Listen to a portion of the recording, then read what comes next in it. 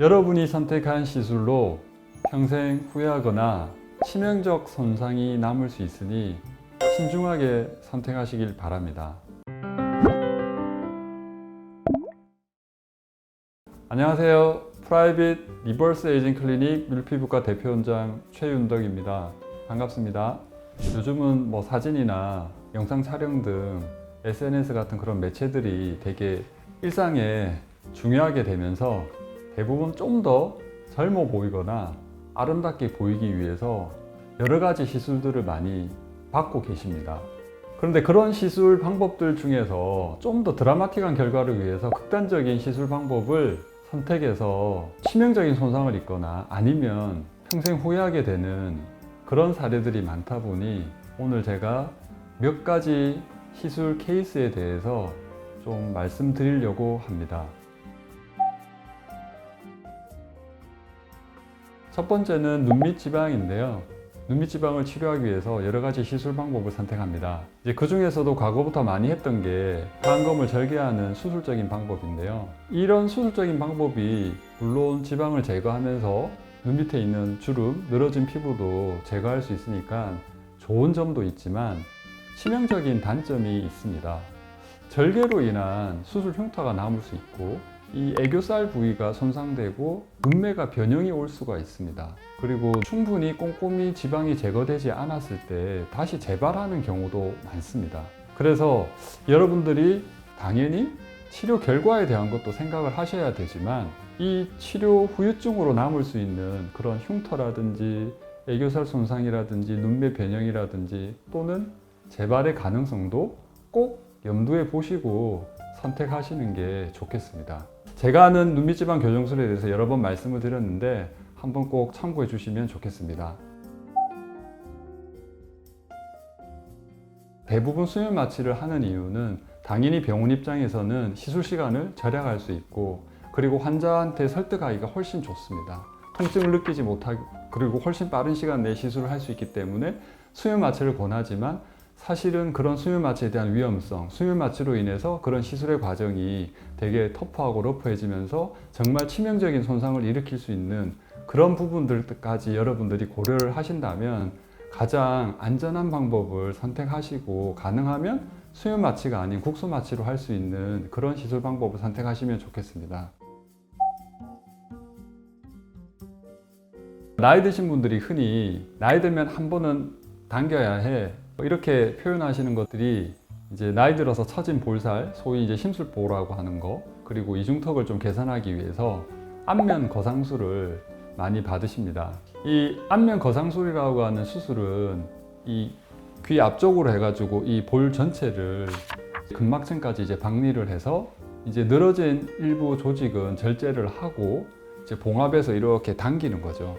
그래서 당연히 우리가 손으로 당겨봐도 사실은 이 턱 라인이 좋아지는 것을 바로 알 수 있습니다. 그러니까 이런 수술적인 방법은 즉각적인 효과가 당연히 좋겠죠. 하지만 우리가 고려해야 될 점은 이런 조직 손상이 많기 때문에 이 귀 앞쪽으로 해서 조직이 유착되는 이게 달라붙는 거죠. 그렇게 되는 이제 흉터화 되는 경우가 많고 당연히 절개를 하니까 절개 흉터가 남을 수도 있고 가장 중요한 문제는 한 번 수술하면 평생 지속될 거라고 생각하지만 그렇지가 않습니다. 노화라는 거는 계속 진행이 되기 때문에 그 진행을 봐서 보통은 5년에서 한 10년 정도 이 효과가 유지가 되는데요. 그러면 5년, 10년 뒤에 내가 또 이 수술을 받을 수 있을지 한번 고민을 해봐야 됩니다. 그래서 요즘은 100세 시대를 바라보는데 여러분들이 지금 선택한 시술을 가지고 10년, 20년, 길게는 50년까지 보고 후회가 남지 않을 시술 방법을 택하시는 게 좋습니다. 그래서 제가 이와 관련해서 인스킨 레이저 윤곽술이라고 여러 번 말씀드렸는데 제가 하는 시술이 아니더라도 여러분들이 이걸 개선하기 위한 침습적이지 않은 시술 방법들을 먼저 고려해 보시는 걸 추천드립니다. 세 번째로 제가 말씀드리고 싶은 건 눈썹화 거상술이나 상안검 성형술을 고려하시는 분들이 많이 계신데요. 이 또한 한 번 이제 수술을 하게 되면 이제 돌이킬 수 없는 그런 경우가 되는데 눈매가 좀 사납게 변형되는 경우가 있고 눈썹화 거상술 같은 경우에는 아무래도 흉터 절개선이 이 눈썹 쪽으로 보일 수밖에 없습니다. 그래서 이런 이제 수술을 받았을 때 또 한 가지는 이 효과가 평생 가는 게 아닙니다. 노화가 진행된다면 다시 또 눈꺼풀이 처져서 또 시술을 받게 돼야 되는데, 이제 그런 경우에는 두 번, 세 번 받기가 두려우신 거죠. 왜냐하면 수술 과정도 힘들고 수술을 하면 할수록 눈매가 더 변형이 오고 흉터도 더 심하게 남을 테니까요. 기능적인 이상까지 보일 정도로 심한 경우에는 수술을 고려해 볼 수 있지만, 그렇지 않다면 우선은 이제 비수술적인 방법을 먼저 선택해 보시라고 권유드립니다. 대표적인 게 아이서마지, 아이울세라, 소프웨이브 등의 시술인데, 이런 시술들을 1년에 한두 번 정도 반복하시다 보면 점점 더 개선되는 효과를 볼 수가 있습니다. 누적 효과가 있기 때문입니다. 그래서 여러분들이 뭔가 드라마틱한 결과를 위해서 선택을 했다가 나중에 후회가 남는다면 사실은 그게 돌아올 수 없는 강을 건너는 것과 똑같습니다. 그래서 그런 방법은 마지막 보루로 남겨놓으시고 조직 손상이 적으면서 반복 시술했을 때도 문제가 없는 그런 시술 방법들을 먼저 선택해 보시길 바랍니다. 우리가 살아가면서 여러 가지 이제 선택을 많이 하게 됩니다. 그 선택을 할 때 꼭 생각하는 게 시행착오를 거치지 않기를 바랍니다.